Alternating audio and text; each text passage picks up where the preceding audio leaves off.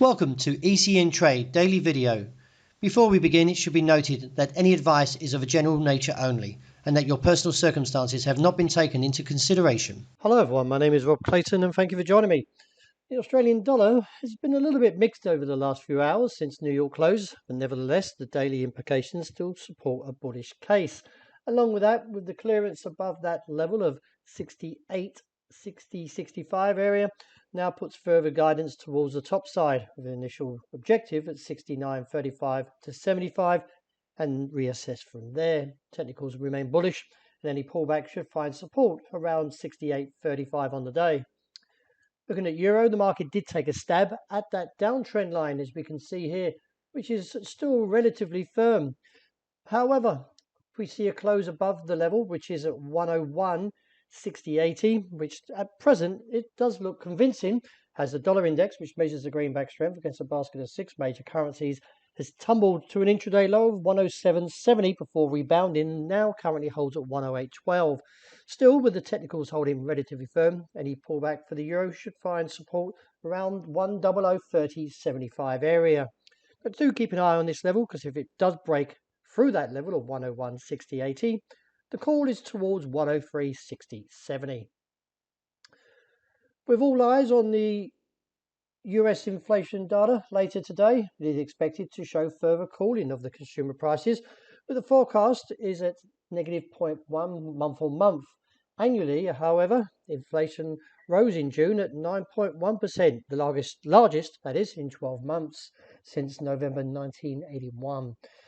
In the following month, consumer inflation gained slightly, but it eased to an annual level of 8.5% in July. Still, though, it's a 40-year high. Nevertheless, the market is expecting a softer number, and if so, when all eyes turn to the September 2021 Federal Open Market Committee or FOMC rate decision, could see maybe a little bit of a mixed view, with some people calling it to 50 base point rate hike, or will the Fed still keep to their current view at 75% base point? Any pullback, as I mentioned, should find support for the euro around 100.30 to 75 area. Moving on to dollar yen, we can see the market is still a little bit weaker since that retreat from those highs around 144 to 146. In light of the pattern, we're still relatively heavy and therefore could see a move if we see a New York close of 142.50 to the region of 139.5.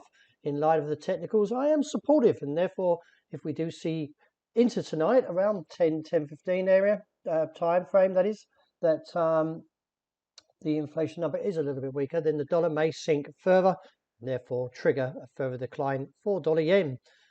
Sterling still holding to its modest gains since breaking above 115.70.75.